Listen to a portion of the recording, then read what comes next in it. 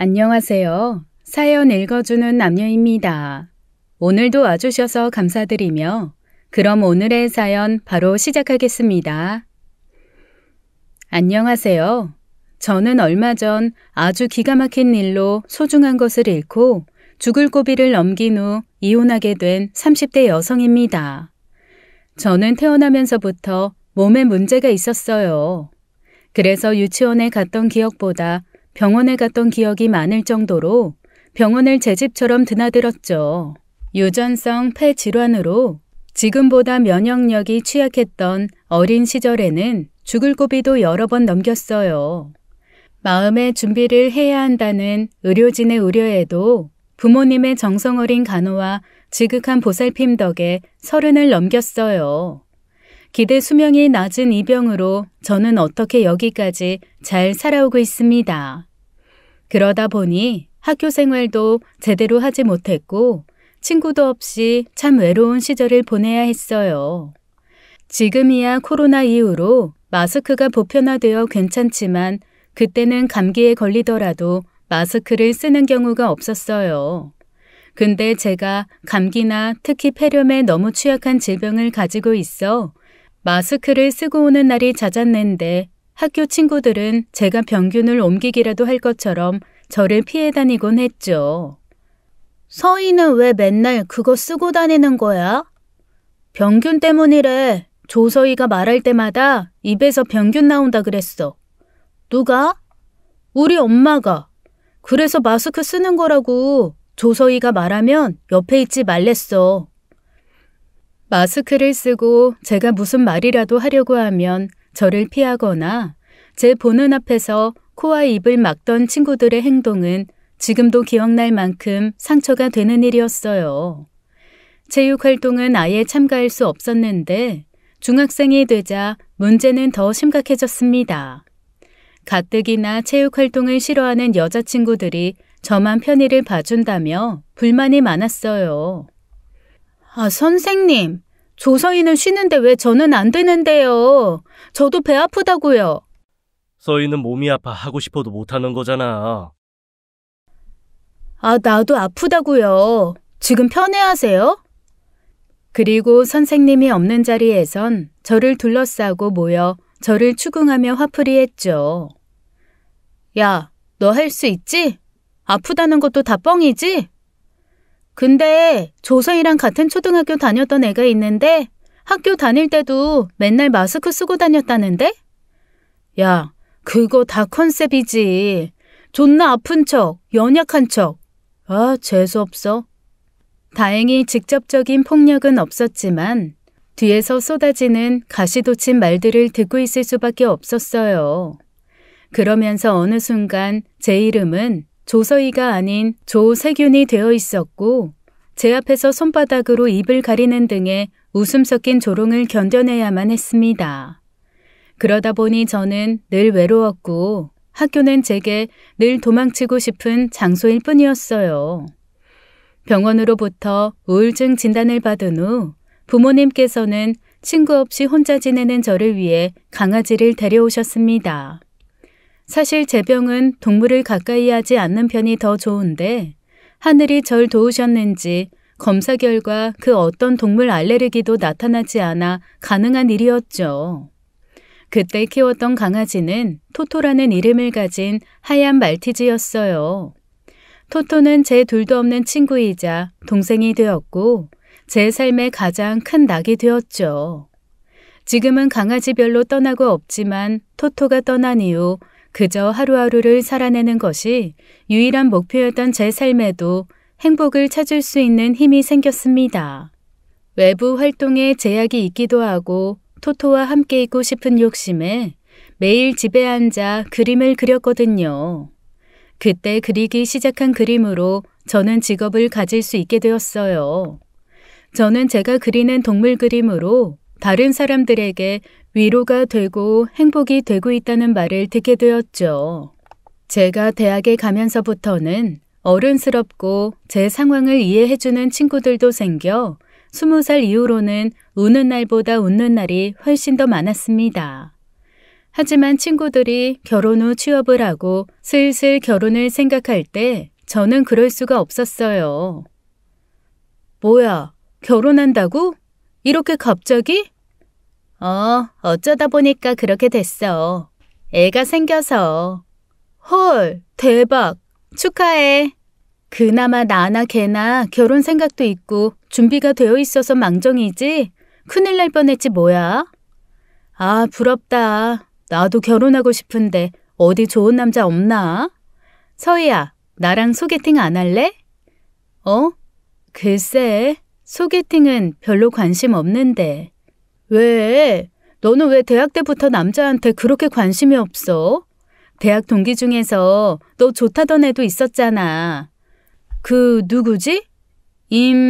이만솔이었나? 맞아. 이만솔이 한때 서희 좋아했었지. 근데 서희는 관심도 안 줬고. 지금도 남자친구 사귀는 건 관심 없어? 결혼도? 아무래도 나는 좀 그렇잖아. 왜? 아파서? 그게 그렇게 문제가 되는 거야? 결혼하면 애도 가져야 할 텐데 나는 다른 사람보다 임신 과정을 견디는 게 힘들대. 그리고 무엇보다 애가 내 병을 가지고 태어나면 어떡해. 그건 싫어서. 아, 그런 문제가 있구나. 어쩔 수 없지 뭐. 난 괜찮아. 어렸을 때부터 생각해왔던 일이라. 수정이 축하받을 날인데 왜 그런 이야기를 해. 우리 즐거운 얘기하자. 그래서 청첩장은 언제 줄 거야? 친구들 앞에서 애써 다른 이야기로 화제를 돌리며 웃었지만 전혀 아무렇지 않은 건 아니었어요. 누군가에겐 당연한 삶이 제게 허락되지 않는다는 걸 느낄 때마다 저는 매번 좌절하고 슬펐습니다. 그건 몇 번을 겪어도 익숙해지지 않더라고요.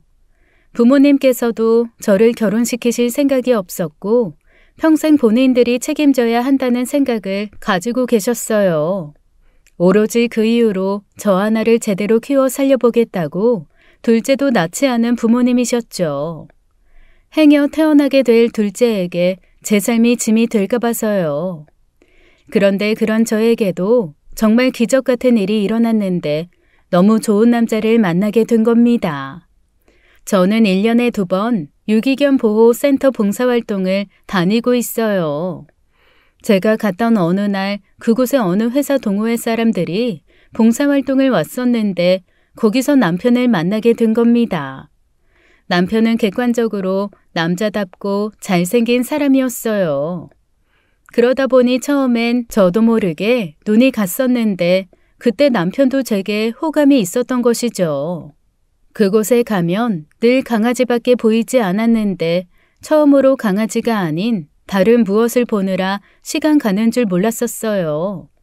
처음으로 했던 제대로 된 연애였고 그건 또 부모님이나 동물들이 주는 행복과는 또 다른 행복이더라고요. 게다가 그 사람은 누구보다도 남들과 다른 제 삶에 대한 이해가 깊었어요. 제 삶을 이해해주는 남자다 보니 아이 없이 살아도 좋다는 그 사람의 청혼을 받아들인 것이죠. 게다가 제가 자식처럼 키우고 있었던 2마리의 강아지와 1마리의 고양이까지도 너무 좋아해줬고요. 하지만 결혼이라는 게 2사람이 좋다고 할 수 있는 것만은 아니잖아요. 저는 누구도 속이는 결혼을 하고 싶지 않았습니다. 그건 시댁 어른들에게도 마찬가지였어요. 당연히 제 사정을 들은 시부모님은 두말할 것도 없이 결혼을 반대했죠. 제가 직접 말씀드리고 싶어 만난 자리에서 이야기했는데 저를 웃으며 반겨주시던 2분의 낯빛이 급격히 어두워지더라고요. 아니, 다른 건 몰라도 유전이 되는 병이라니 그건 좀 그렇지. 죄송합니다. 100%의 확률은 아니지만 아무래도 위험성이 있는 건 사실이에요. 부모님도 그러시나? 부모님은 발현이 안 되셨고 저희 어머님께 듣기론 증조 할아버지께서 같은 증상을 가지고 있었다고 하세요. 3달이 걸쳐 나타났다지만 그래도 불안하지. 솔직히 그런 유전 질환을 후대에 넘기는 건 너무 무책임한 거 아닌가 싶어. 그래서 우리는 애는 안 가질 생각이야. 뭐? 아이, 그건 또 무슨 말이야? 애를 안 갖겠다니. 결혼을 하는데 애는 안 갖겠다고? 엄마 아빠도 걱정된다면서. 우리끼리는 그렇게 합의했어. 아유, 이 멍청아. 그걸 너네끼리 합의한다고 될 일이야? 처음 만난 자리에서 미운 털만 제대로 박혔죠. 유전성 질환을 가지고 남자친구랑 결혼을 하겠다고 한 것도 모자라 낮은 확률의 희망을 걸어보지도 않고 처음부터 아이를 포기하겠다는 자세도 마음에 들지 않으셨다는 거예요. 하지만 저처럼 유전성 질환을 가지지 않은 사람이라면 그게 잘 와닿지 않으실 겁니다. 그게 얼마나 큰 두려움을 주는지요. 제가 지나왔던 삶을 똑같이 제 자식이 걷는다고 생각하면 절대 쉽지 않은 일이에요. 엄마마저도 저를 낳아 큰 행복을 느끼셨다지만 본인이 같은 질병을 가졌더라면 저를 낳지 않았을 거란 말을 할 정도였습니다. 예상은 했지만 실망이 너무 컸고 결국 그렇게 결혼이 물 건너가나 싶었는데 놀랍게도 남자친구가 허락을 받아낸 거예요. 어떻게 허락을 받은 거야? 절대 안 된다고 하셨잖아. 나만 믿으라고 했잖아. 내가 좋다는데 엄마 아빠가 어쩌시겠어. 오빠는 장남이라 손주는 절대 포기 못 하신다고 했는데도?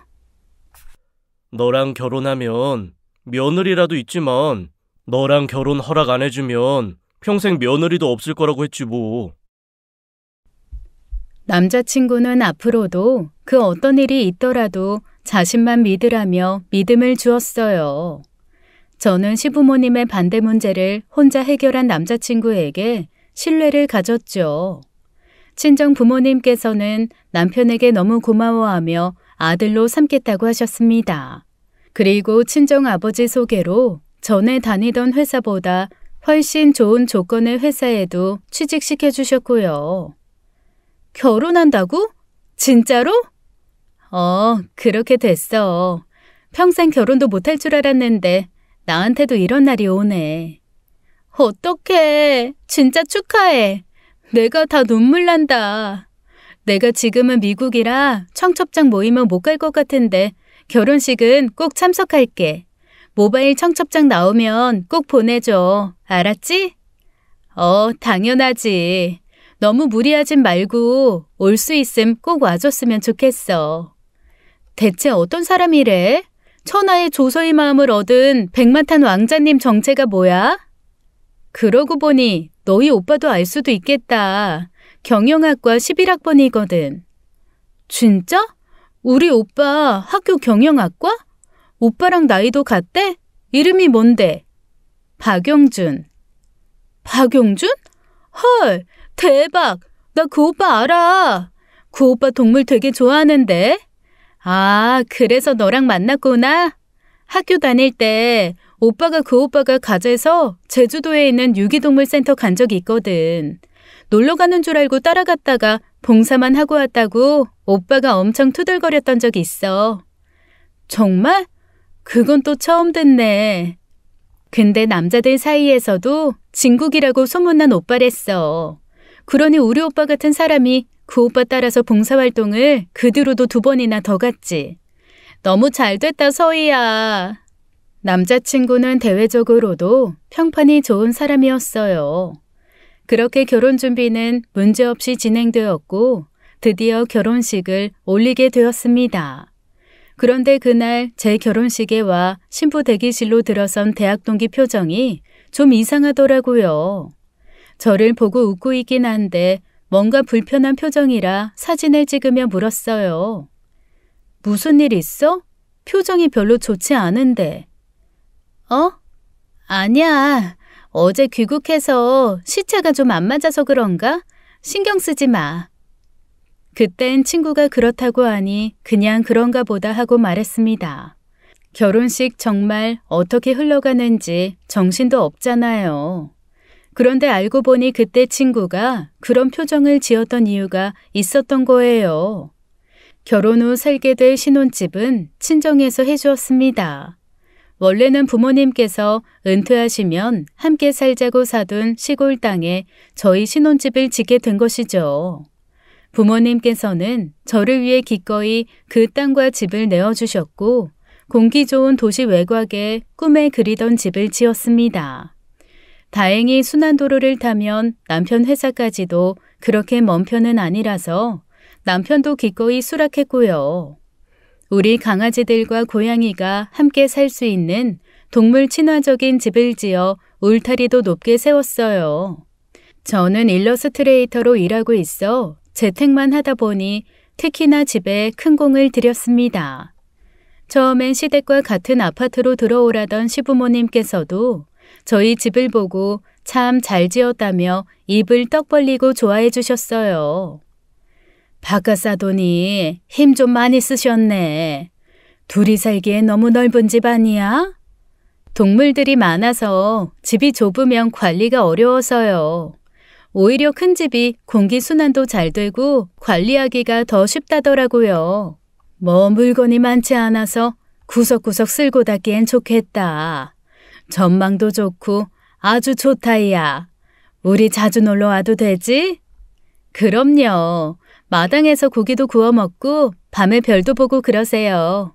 그래도 뒤에 산이 있어서 그런지 밤이면 불빛이 적어서 별이 더 잘 보이더라고요. 그렇게 저는 행복한 신혼생활을 시작했습니다.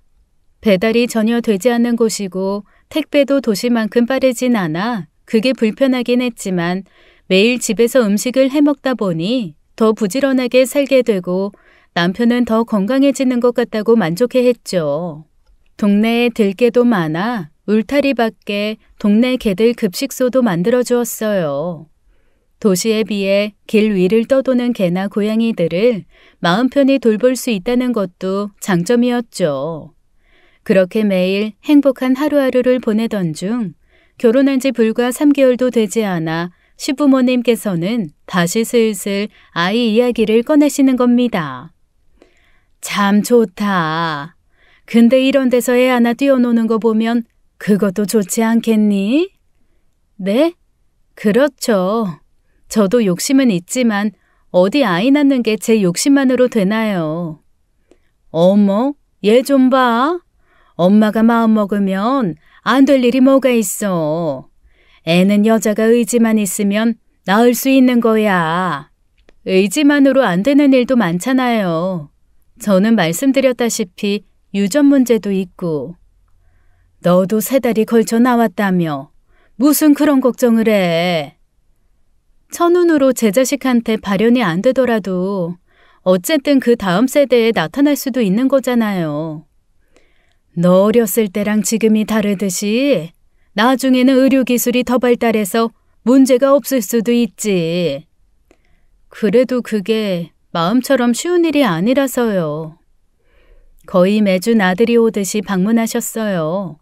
처음엔 일주일 내내 집에 있다 보니 집을 찾는 손님이면 누구든 좋았습니다. 하지만 그런 일이 몇 번 있다 보니 점점 시부모님이 방문하는 것도 불편해지더라고요. 아이 문제를 꺼내실 때마다 최대한 정중하게 할 수 있는 이야기도 했어요. 알아들을 수 있도록 이야기했는데도 은근히 계속 자기 말만 고집하시더라고요. 어머님 아버님께선 아이 기대가 있으신 것 같은데 어떡해? 기대야 가질 수 있지. 애초에 딱 잘라 아이 낳지 않겠다고 했는데 뭐 두 분이 그렇게 혹시나 하는 기대 갖는 것까진 어떻게 할 수 없잖아. 기대가 있으면 결국 실망을 하게 되시니까 그렇지. 어쨌든 두 분도 우리 사정 알고 받아들이긴 하셨지만 아무래도 부모다 보니 손주 바라시는 마음은 어쩔 수 없잖아. 그건 네가 좀 이해 좀 해줘. 그냥 한 귀로 듣고 한 귀로 흘려버리면 되지. 남편은 제 속도 모르고 그렇게 쉽게 이야기하지만 제 부모님도 아니고 시부모님을 상대로 그렇게 마음을 먹기는 쉽지가 않았습니다. 제 병에 대한 이해가 없는 분들이시니 이해는 되지만 속상한 건 어쩔 수가 없었어요. 어쩔 수 없이 남편 말대로 최대한 한 귀로 듣고 한 귀로 흘려버리려 하는데 문제가 생겼습니다.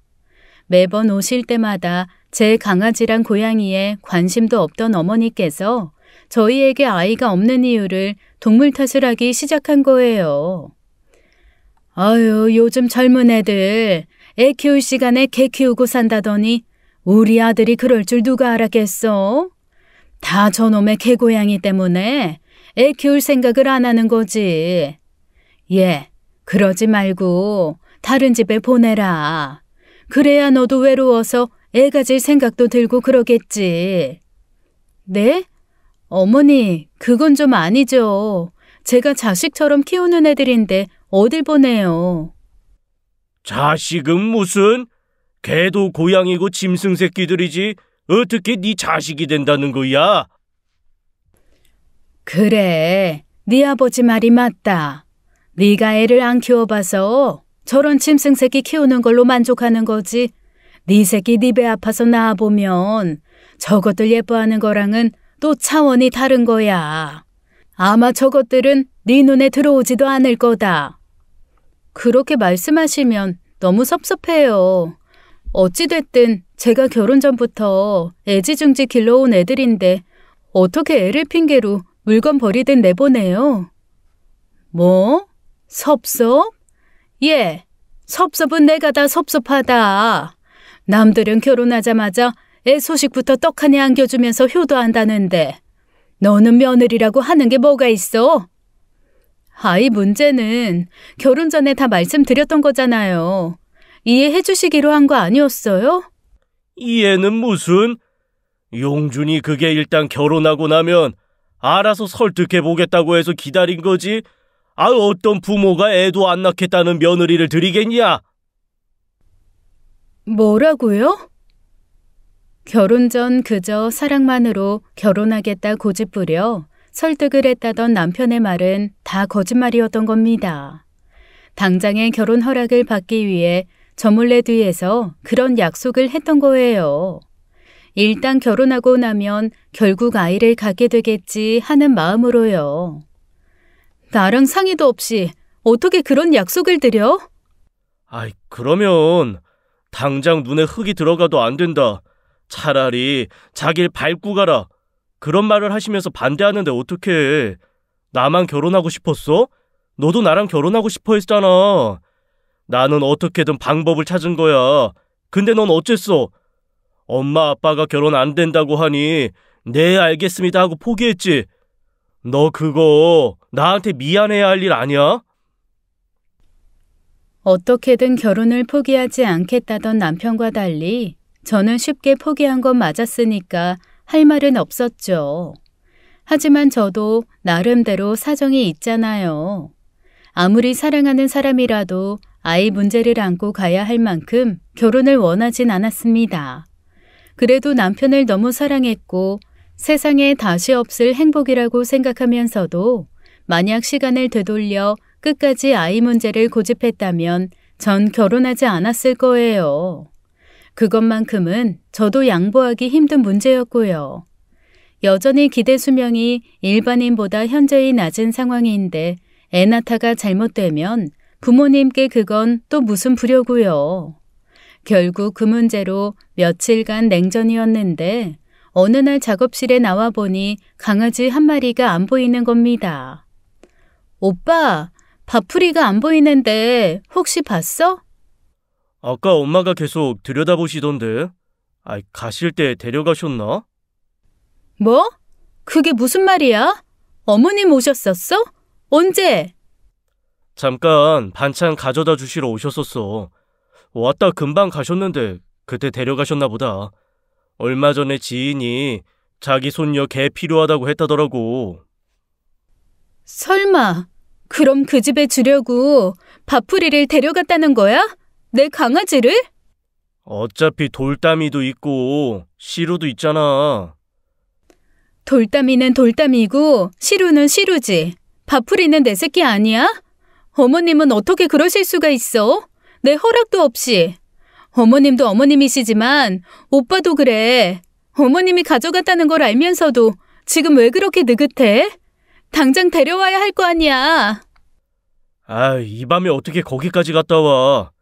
전화해서 엄마한테 물어보고 내일 가져올게. 당장 데려와. 당장! 남편 앞에서 그렇게까지 얼굴을 붉히며 화를 내본 적이 없습니다. 아니, 살면서 그렇게까지 화를 낼 일도 없었어요. 저도 스스로 통제하기 어려울 만큼 화가 났고 갑자기 흥분하다 보니 몸에 문제가 생겼다는 게 느껴졌죠.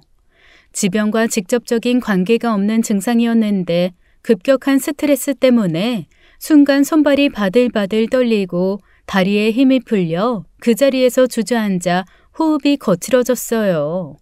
그걸 보고 남편도 덜컥 겁이 났는지 얼른 찬물을 가져다 주며 진정시키려고 하더라고요. 서희야, 괜찮아? 물 좀 마셔봐. 진정해. 빨리 데려와. 밥풀이한테 문제 생겼으면 나 정말 가만히 안 있어. 결국 그 밤에 남편은 제 강아지를 데려오기 위해 시댁으로 달려가야 했습니다. 제가 키우는 강아지 2마리와 고양이 1마리는 전부 유기동물보호센터 봉사활동을 하다 데려온 애들이에요. 돌담이는 어느 마을 돌담 밑에 버려서 떠돌다 안락사 직전 구조한 여러 가지가 섞인 시골개였고, 시루는 아파서 버려진 채 누구도 입양하려 하지 않았던 하얀 고양이, 밥풀이는 어렸을 때 키웠던 토토를 닮은 작은 말티즈였죠. 누구 하나 제게 소중하지 않은 애들이 없었습니다. 동물에 정붙이지 않은 분들이 보기엔 이해하지 못할 수도 있지만 동물을 키워보신 분들은 아실 거예요. 그냥 짐승이 아니라 자기 가족이란 것을요. 말 못할 그 작은 아이들이 자기 주인을 얼마나 맹목적으로 사랑하고 믿음을 가지고 있는지, 사람도 주지 못하는 위로를 해주고 얼마나 큰 기쁨이 드는지를요. 그래서 그 친구들은 전부 제 동생이고 자식이자 가족인데 세상에 자기 가족을 허락도 없이 멋대로 가져가 남들에게 줘버리는 것을 참을 수 있겠나요? 다행히 남편은 시댁에 있던 밥풀이를 무사히 데려왔지만 저는 그 일을 그냥 넘어갈 수 없었습니다. 당분간 어머님 아버님 이 집에 찾아오는 일 없었으면 좋겠어. 뭐? 밥풀이 다시 데려왔잖아. 다시 데려오기만 하면 다야? 안 데려왔으면 뭐 신고라도 했어도 상관없어? 서희야, 그렇게까지 할 일이야? 엄마 아빠는 옛날 뿐이야. 이렇게 집안에 동물 끼고 사는 거 이해 못 하시는 분들이라고. 가뜩이나 애도 안 낳고 살겠다는 며느리가 개랑 고양이 끼고 사는 게 곱게 보이겠어? 그러니까 못 오게 하시란 말이야. 내가 내 집에서 애들 끼고 사는 게 뭐가 문제야? 시댁 갈 때도 데려가는 것도 아니고 어머님 아버님 앞에서 개 자랑 고양이 자랑 하는 것도 아닌데. 너가 좀 그냥 이해하면 안 돼? 아무리 생각해도 안 바뀌는 일이잖아. 고지식하고 옛날 생각 가진 양반들을 어떻게 이겨 먹으려고만 들어. 이게 이겨 먹으려고 드는 거야? 말도 안 되는 억지를 부리는데, 예, 어머님 말이 맞습니다. 아버님이 오르세요. 그래야 하는 거냐고. 오빠까지 답답하게 왜 그래? 이거 엄연히 범죄야. 도둑질이라고. 야, 넌 말 조심 안 해? 그 일로 스트레스가 문제가 되어 몸에 문제가 생겼고 친정까지 알게 되었죠. 무엇보다도 제 문제라면 언제고 두 눈에 불을 켜고 덤벼들 준비가 되어 있는 아빠가 화가 나서 달려오셨어요. 어쩔 줄을 모르고 쩔쩔매는 남편을 앞에 두고 호되게 호통을 쳤죠. 내가 박서방 자네를 믿고 내 딸을 맡겼는데 어떻게 자네는 내 딸 편이 되어주질 못하고 아들 노릇만 해. 내 딸 남편으로 살 생각 없음. 이쯤에서 갈라서게 더 길게 볼 필요도 없어. 네? 아버님, 죄송합니다. 제가 생각이 짧았어요. 적어도 사돈이 이해를 못하시면 자네가 내 딸의 마음이 되어 이해시키려 노력을 했어야지. 어떻게 이런 문제까지 내 딸의 이해만 바라느냐 말이야. 다른 사람은 몰라도 남편인 자네는 알아야지. 저것들이 서희한테 어떤 의미가 있는 애들인지 자네는 알아줘야 하는 거 아니냔 말이야. 뭐라 드릴 말씀이 없습니다. 앞으로는 절대 이런 일 없을 거라고 약속드릴게요. 아이 문제도 애들 문제도 부모님을 어떻게든 설득해 말 나올 일 없게 할 테니 한 번만 더 믿어주세요. 두 번 다시 이런 일 있으면 자네는 바로 아웃이야, 아웃. 알겠어? 결국 저희 부모님께서 알게 되자 시부모님 입장도 난처해지셨어요. 저희 아빠가 남편에게 그친 게 아니라 시아버님께도 연락해 다시는 저에게 이미 부부끼리 합의된 문제로 문제 만들지 않았으면 좋겠다 강력하게 항의했거든요. 이 문제는 제가 이혼을 생각할 정도로 양보가 없었기에 결국 남편은 시어머님께 사과받고 싶다는 제 의사를 전해 두 분을 또 모시게 된 거예요. 사과를 받지 못하면 어떻게 이 집에 또 시부모님을 드리겠냐고 하면서요. 결국 내키지 않은 방문을 하신 두 분은 말도 없이 제 강아지를 데려간 걸 인정하시면서도 내심 굳이 저희 부모님한테까지 알린 거에 대해 섭섭해 하시더라고요. 아무리 그래도 사돈끼리 연락할 일이 없어야 하는데 삼킬 건 삼켜야지 고지고대로 집안일을 집에 가서 쪼르르 일러바치는 건 좀 아니다 싶다. 저희 두 사람 문제만이 아니었으니 저도 저희 부모님께 말씀드린 거예요. 제가 부모님이 없는 것도 아닌데 오빠는 두 분한테 모든 걸 다 이야기하면서 저희 부모님은 안 된다는 거예요? 그래도 시집 온 애가 어떻게? 엄마 그만해. 서희한테 사과하러 온 거 아니었어? 그래. 내가 네가 그렇게 아끼는 앤 줄 모르고 몰래 가져간 건 미안하다. 더 잘 키워줄 수 있는 집이 있어서 난 그게 더 걔한테도 좋을 줄 알았지. 어머니, 걔도 사람도 다 똑같아요. 밥 준다고 다 주인은 아니라고요. 다시 한번 부탁드릴게요. 돌담이도 밥풀이도 시루도 저한테는 정말 제 가족 같은 애들이에요. 아이 문제는 애들이랑 별개고요. 제가 아이를 낳을 수 있으면 얼마든지 낳았죠. 저라고 아이 욕심이 없어서 안 낳는 거 아니에요. 애초에 애가 무사히 나올지도 미지수고 낳다가 제가 어떻게 되기라도 하면 그땐 어머님 아버님 저희 부모님 앞에서 얼굴이나 드실 수 있겠어요? 아유 나는 그렇게 심각한 문제인 줄 알았으면 애초에 결혼도 허락 안 했지. 그러니까요. 저도 그래서 결혼 안 하려고 했어요. 어머님 아버님 반대하셨던 그날 오빠한테 결혼 다시 생각해보자고 했다고요. 그런데 저한테는 두 분 설득했다 그렇게 말하고 한 결혼이에요. 그러니 탓하시려면 어머님 아들을 탓하셔야죠. 사과하고 사과받기 위해 모인 자리가 다시 격양되었고 안 되겠다 싶었는지 남편이 저보고 2층에 올라가 진정하고 오라더라고요. 괜히 이야기하다 또 스트레스로 과호흡이 오면 문제가 되니 덜컥 겁이 난 모양이었죠. 그래서 저는 그때도 제 옆에 몸통을 딱 붙이고 앉아있는 시루를 안고 올라갔다 왔어요. 그런데 남편이 뭐라고 설득했는지 계속 따져 물을 기세는 온데간데 없이 다시 사과하시더라고요. 내가 생각이 짧았다. 우리가 뭘 잘못 생각하고 있었던 것 같다. 그래 아가. 나야 평생을 걔는 마당에 메어놓고 키우는 것만 봐서 그렇지 영 이해가 안 되는 일인데 요즘 젊은 사람들이 사는 방법이 달라졌다고 하니 어떻게 하겠냐. 이해를 해줘야지. 애도 이미 결혼한 마당에 싫다는 애 억지로 이혼시켜서 2번 결혼시킬 것도 아니고 어쩌겠어. 뭐 자식이 용준이 하나밖에 없는 것도 아니고 수지도 있으니 딸 손주라도 기대해봐야지. 앞으로 애 낳으라 마라 신경 안 쓸 테니 너네끼리 잘 살아봐라. 생각보다 진심 어린 사과인 것 같아 느닷없는 태도 변화가 당황스러울 정도였어요. 그런데 남편은 자기가 충분히 이해하게끔 설명했으니 걱정하지 말라고 하더라고요. 그렇게 아이 문제와 제 반려동물 문제는 일단락되고 다시 얼마간의 평화가 찾아왔습니다.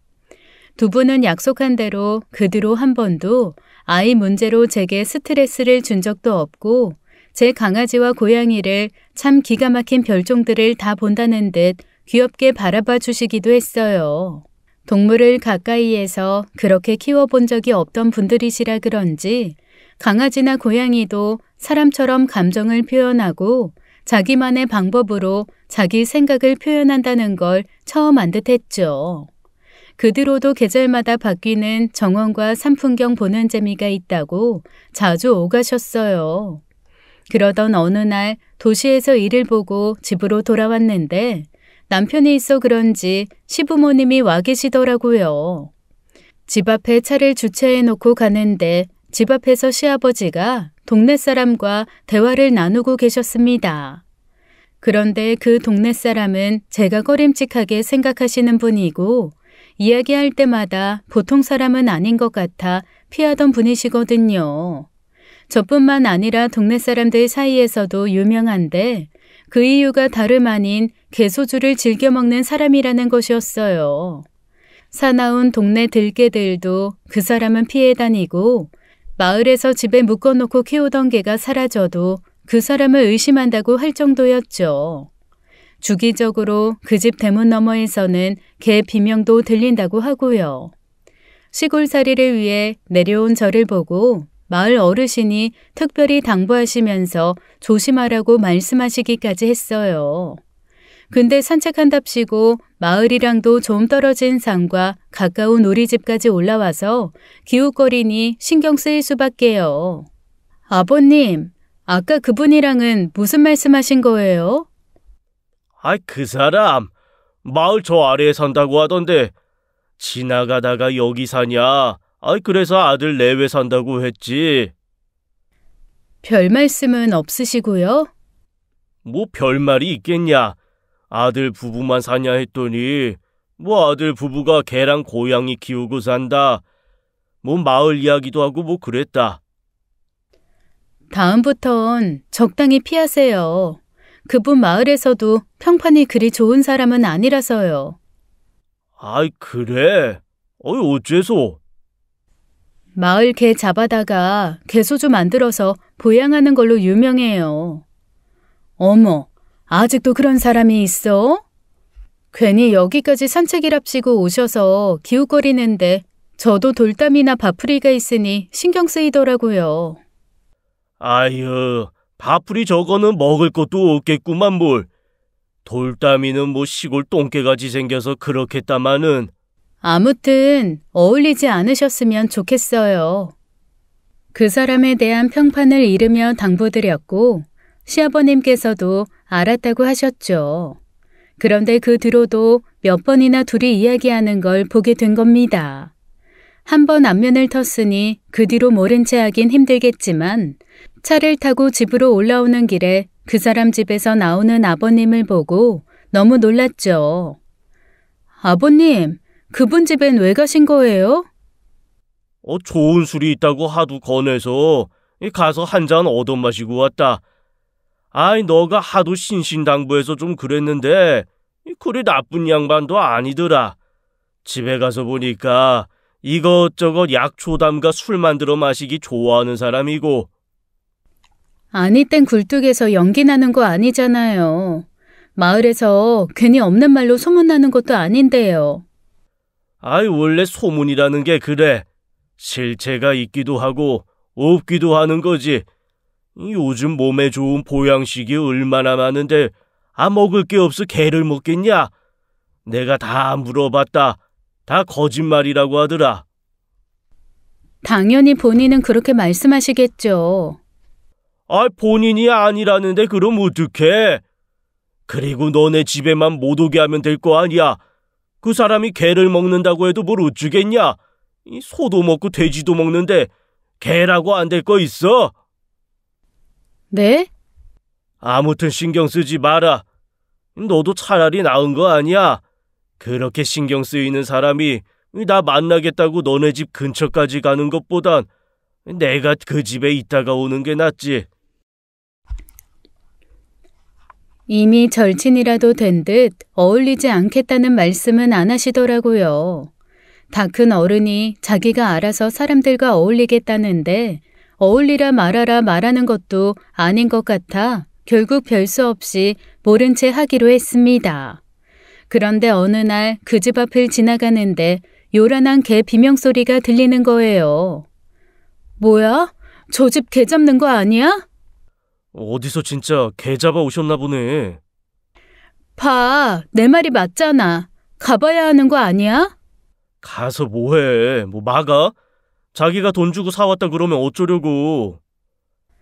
아니 그래도 어떻게 그냥 가. 애석하게도 저 집 대문 너머에서 일어난 일은 네가 신경 쓸 수 있는 범위를 넘어섰어. 아예 어쩔 수 없으니 그냥 못 들은 걸로 해. 괜히 스트레스 받지 말고. 아, 진짜. 어떻게 마을에 저런 사람이 있어? 그러게. 나도 좀 마음이 그렇다. 좀 그러기만 해? 난 지금 토할 것 같아. 상상도 하기 싫어. 그러니까 잊어버려. 괜히 너만 스트레스 받잖아. 제가 어떻게 할 수 있는 문제가 아니니 애써 외면하고 잊어버리려고 했는데 얼마 지나지 않아 그 집 대문 너머에서 들렸던 개 비명소리의 정체를 짐작할 수 있었습니다. 매일 우리 집을 기웃거리며 밥 얻어먹으려고 오는 들개 중 한 마리가 아무리 기다려도 오지 않는 거였어요. 저는 직감적으로 그날 그 집에서 들렸던 그 소리가 그 개소리였다는 것을 알았고 너무 소름이 끼치고 화가 나더라고요. 돌아다니는 동물들은 유기동물보호센터에 보내는 것도 한계가 있었어요. 이미 그렇게 보호소에 들어가는 동물들은 너무 많았어요. 그 중에 입양되는 애들은 품종이나 나이에 따라 정해져 있었죠. 훈련도 되지 않은 채 야생에서 자란 들개는 보호소에 가더라도 관리가 힘들고 입양이 되지 않아 안락사되기 일쑤였거든요. 그래서 차라리 아무도 없는 산속에서 알아서 살도록 내버려둔 것인데 그게 결국 문제가 된 것이에요. 적어도 보호소에 보냈더라면 사람에게 잡아먹혀 죽는 일은 없었을 텐데 싶어 너무 마음이 아팠습니다. 그러니 가끔 마주칠 때마다 혐오감이 들어 인사도 하지 않고 모른 채 하고 살았어요. 그러던 어느 날 제가 외국에서 열린 세미나에 참석하기 위해 출국을 해야 하는 일이 생겼습니다. 일주일 동안 집을 비워야 했는데 일하는 남편 혼자 애들을 케어하는 게 힘들 것 같아서 친정에 맡기려고 했어요. 뭐하러 그래? 장인어른 번거로우시게. 그냥 내가 알아서 할 테니까 그냥 둬. 당신도 오면 피곤해서 밥도 안 먹고 뻗어 잘 때가 많으면서 어떡하려고. 밥이나 채워주고 뭐 가끔 돌담이나 밥풀이 알아서 산책하고 오라고 문 열어주면 되고 갔다 오면 발 씻기고 3일에 한번 목욕도 시키고 씨로 화장실 정리해주고 그러면 되는 거 아니야? 말이 쉽지. 한 번도 오빠가 다 해본 적도 없는데 괜찮겠어? 내가 하기 싫어 안 한 게 아니라 너가 애들 챙기는 거 좋아해서 그냥 내버려둔 거지. 나도 하려면 다 할 수 있어. 그리고 이런 상황에 처가에 애들을 맡기면 아버님 어머님이 나를 뭐라고 생각하시겠어.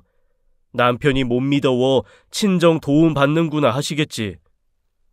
아니야. 우리 엄마 아빠 안 그래. 애초에 내가 데려온 애들인데 어떻게 그렇게 생각하시겠어. 어쨌든 나만 믿고 잘 다녀와. 애들도 살던 집에 있는 게 낫지. 고마워 오빠. 그러면 시루만 돌담이 밥풀이 산책할 때 나가지 못하도록 신경 써서 봐줘. 알았다니까. 그렇게 남편을 믿고 떠난 길에 공항에서 우연히 친구를 만난 거죠. 미국에 자리 잡아 오가는 친구로 제 결혼식에도 왔던 그 친구였어요.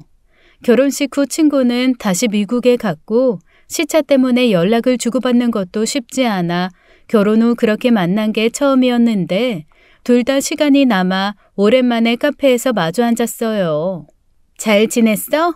얼굴 좋은 거 보니까 신혼생활이 괜찮나 봐. 말도 마. 우여곡절이 있었지. 내 사정이 있다 보니까 시댁이랑 좀 마찰도 있고 해서. 그래도 남편이 나름대로 중재를 잘해줘서 지금은 해결됐어. 정말? 다행이다. 지금에 와서 말하는 거지만 실은 나 그때 너 모바일 청첩장 받고 좀 놀랐거든. 왜? 내가 아는 그 박용준 오빠가 아니어서 놀란 것도 있는데 오빠한테 물어보니까 같은 과에 동명이인 박용준이 또 있다는 거야. 그러니까 인기 많은 박용준 오빠랑은 다르게 좀 뭐랄까? 평판이 그리 좋은 건 아닌 것 같더라고. 어? 그 평판 안 좋단 박용준이 우리 남편인 게 맞아? 알고 보니 그 박용준 오빠는 지금 제주도에 살고 있다던데? 특별히 나쁜 짓을 한 건 아닌데 그냥 자기 여동생한테 소개해줄 만한 사람은 아니다. 그렇게 말하니까. 근데 또 그런 말하긴 그렇잖아. 청첩장까지 나온 마당에 특별히 반대할 명분도 없고. 근데 이렇게 잘 살고 있다고 하니까 정말 다행이다. 소문이 틀렸거나 사람이 변했나 봐. 그땐 친구가 왜 그런 이야기를 하나 차라리 아무 말도 하지 말지 하고 내심 섭섭한 마음이 있었어요. 알아서 기분 좋을 이야기는 아니었으니까요. 그런데 지금 생각해보면 그게 어쩌면 신이 제게 보낸 메시지가 아니었나 싶습니다.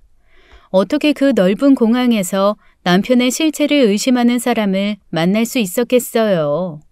제가 그 메시지를 제대로 읽지 못한 게 문제였던 거죠. 그렇게 친구를 만나고 뒤숭숭한 기분으로 세미나에 참석했는데 도착한 지 5일쯤 되는 날 고양이가 사라졌다는 연락을 받은 거예요. 결국 남은 이틀의 일정은 포기하고 급하게 귀국하게 되었고 오자마자 온 집안과 근처를 뒤지며 고양이를 찾아다녔죠. 시루야! 시루야, 엄마 왔어! 시루야! 하지만 고양이는 어디서도 나오지 않았고 이미 사라진 지 이틀째라 속이 타들어가기 시작했습니다. 근처에 산짐승도 많고 들개들은 제가 돌봐줘서 저를 잘 따르는 편이라지만 고양이는 또 동물이다 보니 공격할 가능성도 있고요. 남편에게도 마당에 강아지들 내보낼 때 고양이 신경 써달라고 당부했던 게 고양이가 마음만 먹으면 충분히 뛰어넘을 만한 높이의 울타리라 그런 거였어요. 제 고양이 성격상 어지간하면 울타리 밖으로 나갈 일은 없겠지만 동물은 예측하기 어려운 것도 있잖아요. 그래서 속이 타들어가는 마음으로 오자마자 짐 정리도 밥도 먹지 못한 채 주변을 샅샅이 뒤지고 다녔죠. 그러던 중 창고 바닥 밑에 들어가 울고 있던 고양이를 찾아냈습니다. 남편에게 신신당부하고 간 건데 이런 문제가 생겼으니 실망이 이루 말할 수가 없었어요. 게다가 공항에서 만난 친구의 말도 있었고요.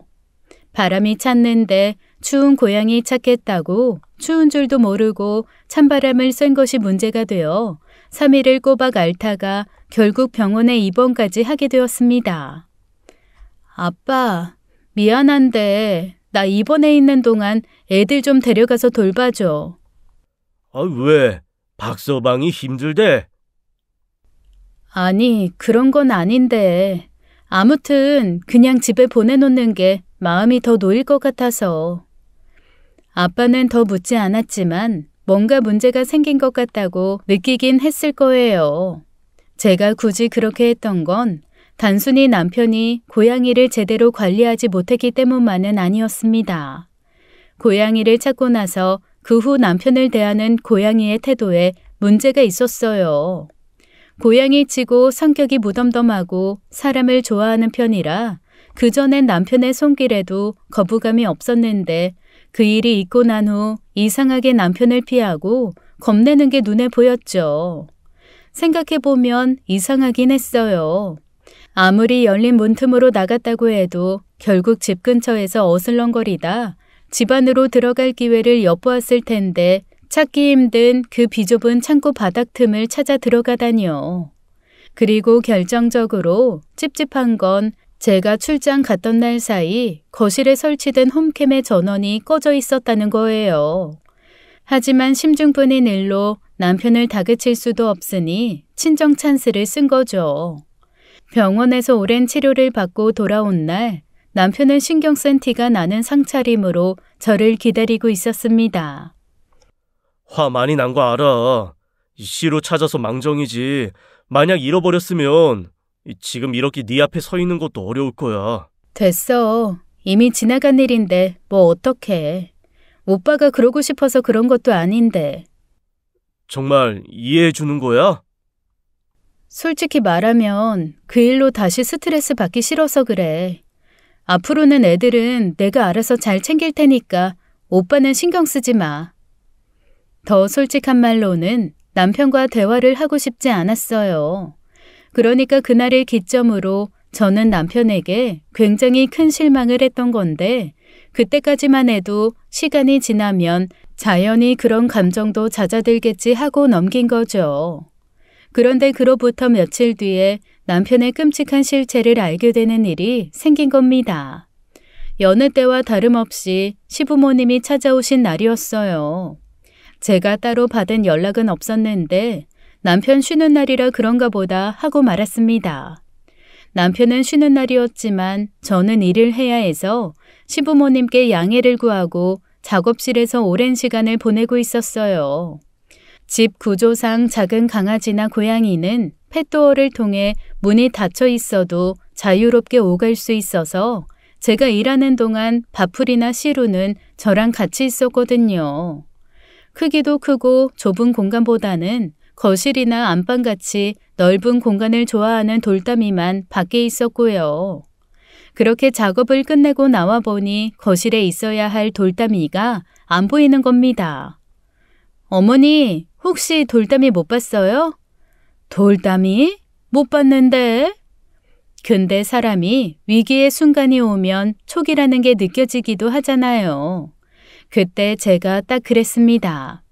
없는 게 돌담이뿐만 아니라 남편도 없었으니 마을 산책이라도 갔겠거니 하면 됐을 텐데 그 일이 있은 이후 남편에게 신뢰가 없어져서 그런지 어쩐지 이상하게 너무 불안한 거예요.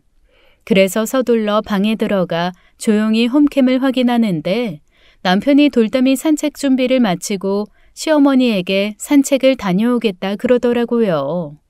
그리고 남편이 사라졌는데 그것도 이상했죠. 시어머니는 제게 어디 있는지 모른다고 했으니까요. 산책 간 거구나 하고 싶었는데 이상한 불안감에 잠시 멍 때리고 있는 사이 꺼지지 않는 화면에서 대화가 나왔습니다. 저는 그 대화에 경악하고 말았습니다. 홈캠의 존재를 몰랐던 시아버지와 시어머니께서 저희 부부가 없는 거실에서 아무도 듣지 못한다고 생각하고 한 대화였어요. 참 저것도 여자 잘못 만나 팔자에도 없는 개산책을 하고 있네. 개라면 치를 떨던 놈이 개 아빠가 될 줄 누가 알았겠어? 용준이? 아유 산책하러 간 거 아니야. 어? 나한테는 산책 간다던데? 그게 다 할 일이 있어 가긴 했지. 그나저나 내가 알아보니까 서희 저거 병이 관리 여하에 따라 좀 달라진다더라고. 아, 용준이 말로는 40 넘기기도 힘들다며. 아이고, 지금은 기술이 좋아졌잖아. 5, 60도 산다는데 뭘.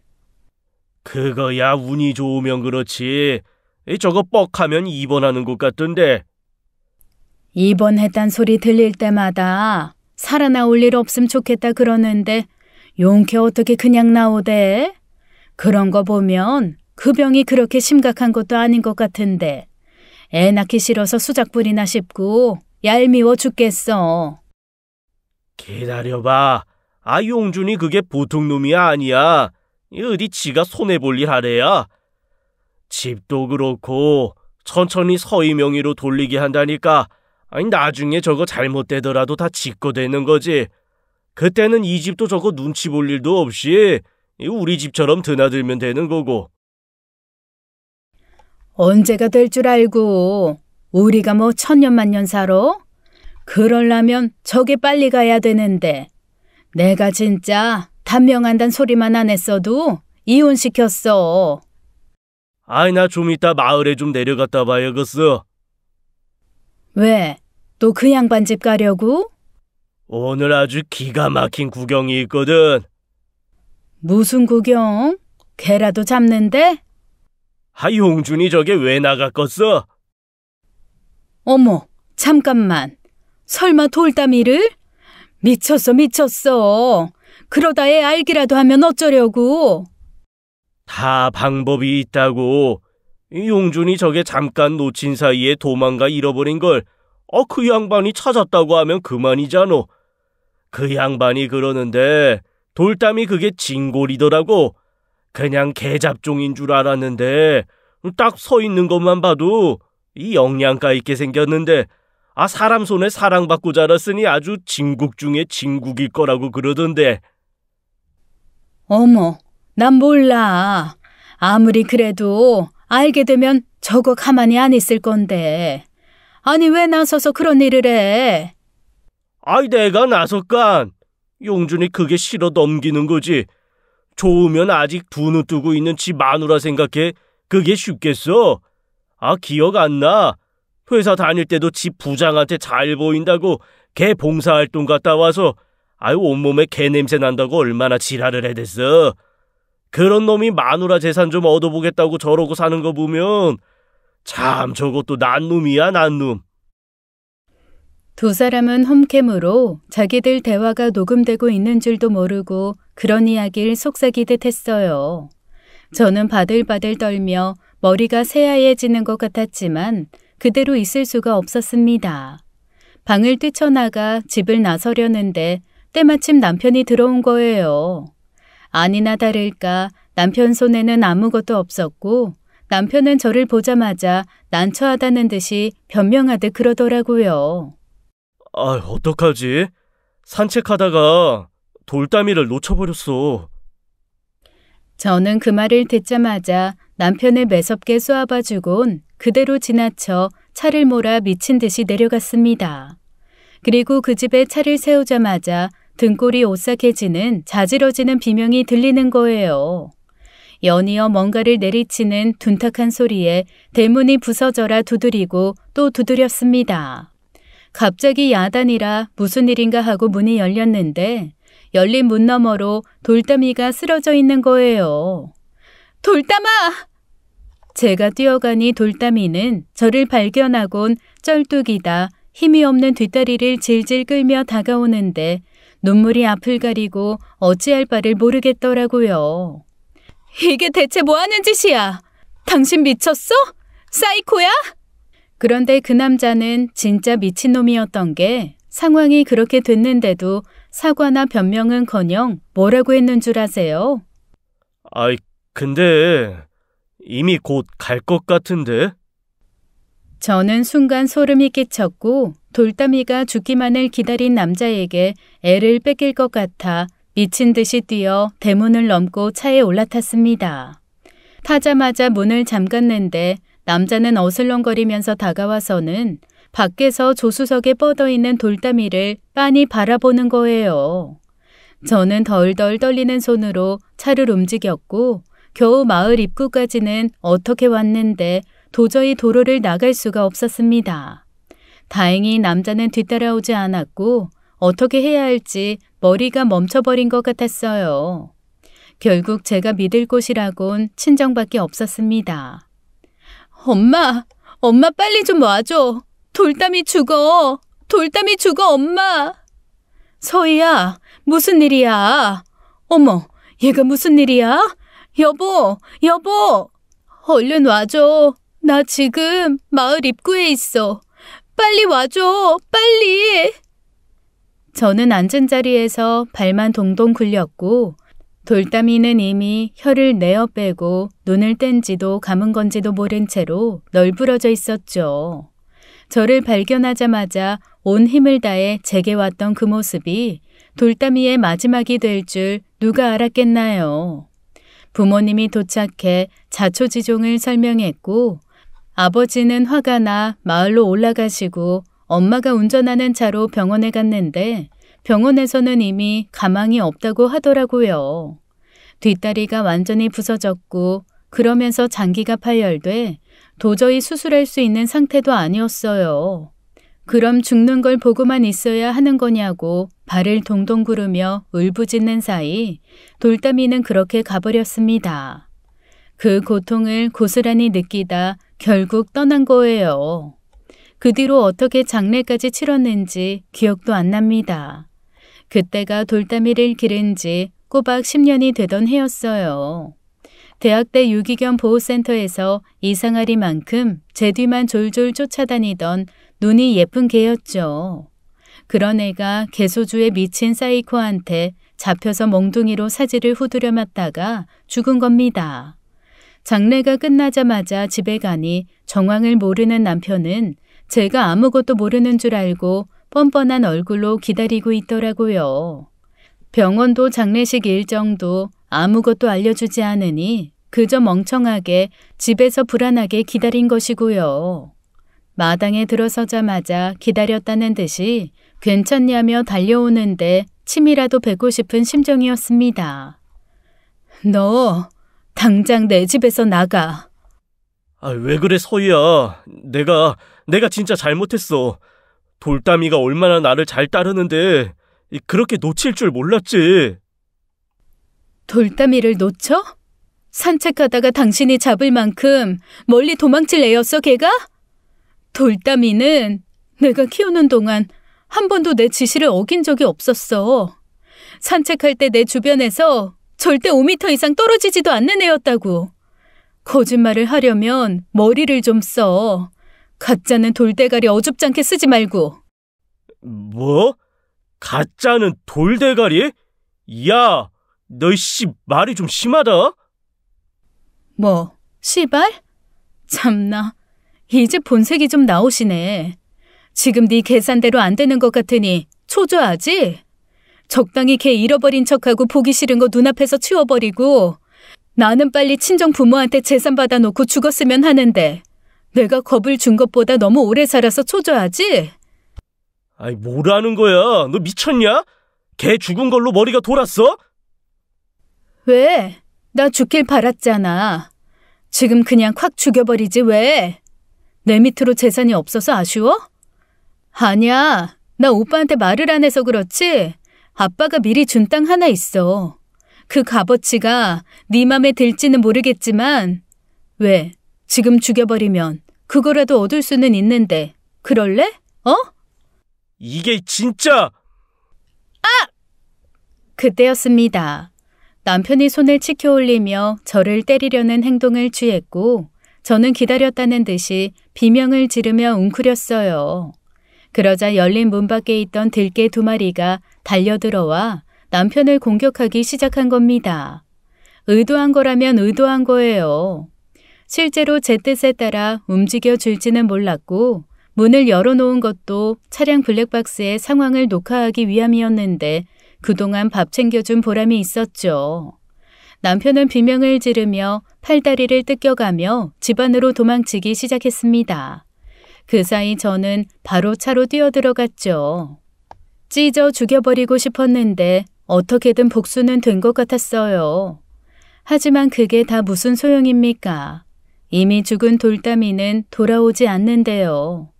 팔다리가 물어뜯긴 남편은 그걸로 몇 주간 고생을 좀 한 것 같더라고요. 물린 곳이 감염이 되어 죽다 살아난 거예요. 저는 그 마을 사람을 비롯해 남편을 상대로 각종 소송을 진행했고 이혼을 비롯한 위자료 청구 소송에서도 다 승소했습니다. 저는 너무 소중한 돌담이를 잃었는데 사실 그것에 비하면 그들이 받은 처벌은 미미했어요. 현행법상 동물보호법, 재물손괴죄를 다 때려 넣어도 벌금 몇백이더라고요. 남편은 폐혈증으로 죽다 살아난 뒤 건강도 많이 안 좋아졌고 친정아빠 소개로 들어간 자리에서도 쫓겨났습니다.